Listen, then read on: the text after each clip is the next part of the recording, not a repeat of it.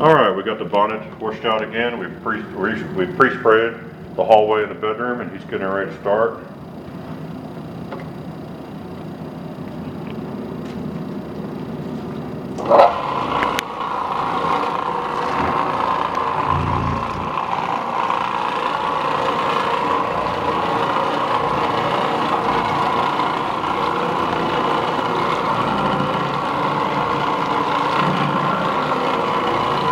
There's a darker stain there. It's almost turning bluish. So I'm wondering if they didn't spill some kind of dye. It could be some old mascara. Yeah, it could be some mascara or some kind of dye. A Whatever lot of times with those, you'll get a lot of it out, but you'll never get 100% of it out. This is not one of those. This is one of those that's going to just come out. Whatever it was, it decided it didn't want to be in there no more. It made its own decision. With some gentle persuasion. We still have there to do.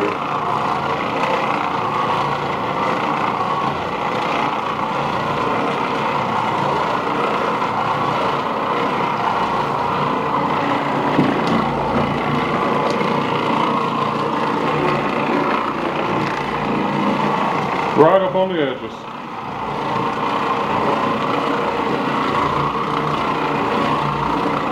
One thing about this, it edge cleans better than any extractor I've ever seen.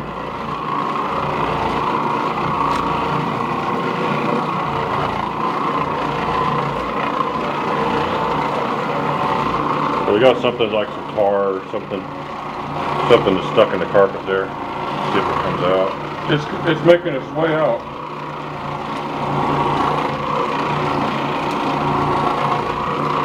And there it goes.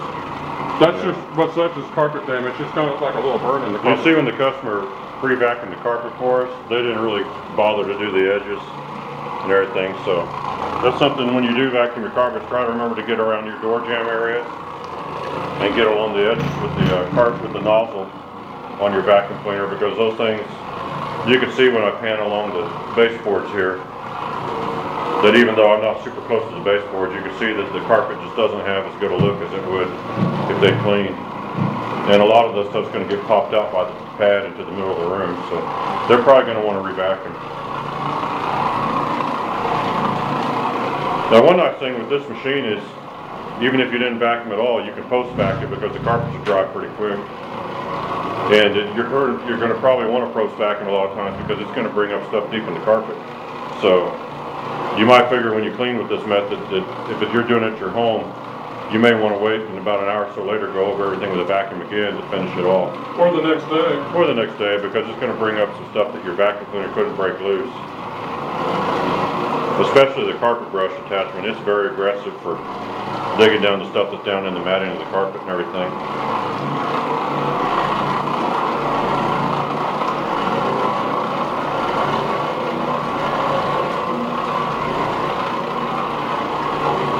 Now, even on a pretty dirty carpet, you don't have to worry about washing the bonnet out every 5 minutes or anything like that. You can do, like a room this size in a hallway, you can easily do that much without worrying about if the bonnet's getting overfilled or not.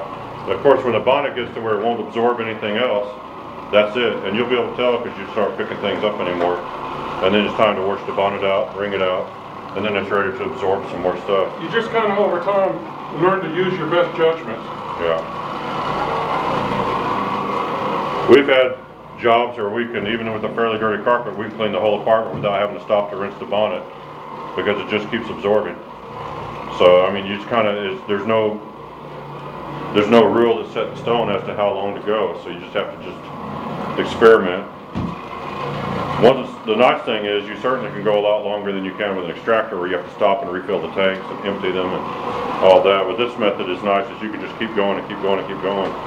And if you got someone to help you out, they can actually put pre-spray down just ahead of you. And so you really don't have to stop, except once in a while you may want to check and see if your bonnet looks like it's overly dirty. Okay, I'm going to try to find a good position to stand in here.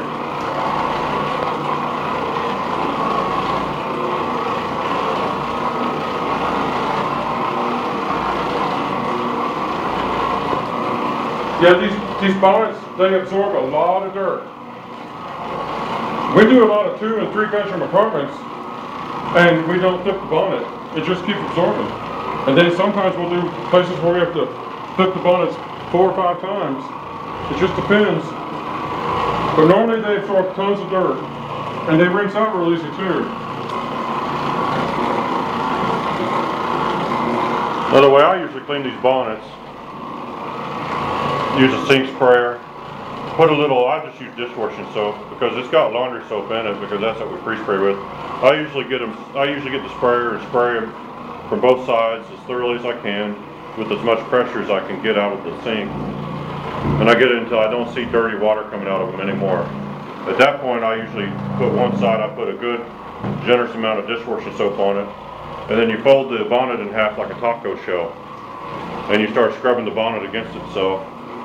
And it foams up really good, and you just work your way around until you've done every square inch of the bonnet on one side, and then you fold the bonnet over the other side like a taco and start scrubbing it against itself. By then the soap's worked its way into the bonnet, so that it's going to do both sides. And when you get both sides completely white and foamy, then you start rinsing the soap, the dishwashing soap. You start rinsing that out of the bonnet. That takes a while because it's in there, but as you're rinsing all that out, you're getting the bonnet completely clean because you want to try to get the inside of the bonnet as clean as possible too, because any dirt and anything that you leave in there is going to start wearing away at the fibers inside the bonnet, just like it would ruin a carpet.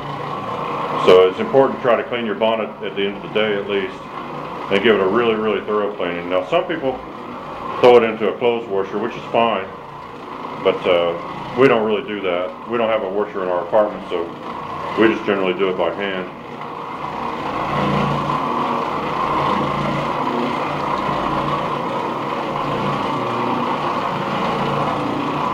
And you want to try to keep the bonnet damp until you have a chance to clean it, because you don't really want to let the bonnet completely dry out and then try to clean it out. It's better just to get it before everything in there dries.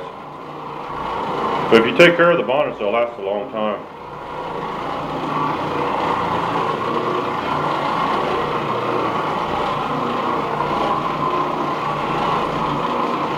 I'm going to put links to the Amazon to Amazon for the Oric Orbiter and the bonnet and the brush, so that you can go check it out there and look at it.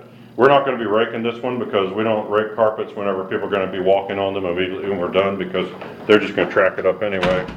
Leave the closet doors open to make sure that it completely dries in there. But if you want to check down there, you can go to Amazon and look at the user reviews for these products and the current best pricing. And you can see some of the other tasks that you can perform with this machine because of the manufacturer information there. And we'd appreciate if you subscribe to our channel so you can keep up to date with all of our videos. And please hit like on the videos. It helps make them move up in the search results, which is just a nice thing we appreciate from you. If you have any questions or comments, please you can put them on the individual videos. But we do screen comments, so be careful what you say, because we will block people who get nasty about things on their comments. Keep it nice and polite, because we're trying to do a nice thing for people and show them how to clean their own carpets and save a lot of money. But of course, you have some people that don't really think that you can do anything for yourself. You need to hire professionals to do it, and they leave some pretty nasty comments sometimes. So just know ahead of time, comments like that will never be seen. So what I'm doing here is I'm not trying to absorb more stain. I'm just trying to soak up some of the water, because I sprayed a lot of water here. I'm just trying to get some excess water up before we leave. We're about to take off. Yeah, we've done about what we can do with this carpet. They're going to probably want to re-vacuum it, pick up some of the little bugs and stuff that they left along the baseboards. And areas like this is not a stain. This is just our footprints. But the carpets look pretty good. So thanks for watching this video, and please stay tuned for our next video. We'll have another one coming up pretty soon. Thanks for watching.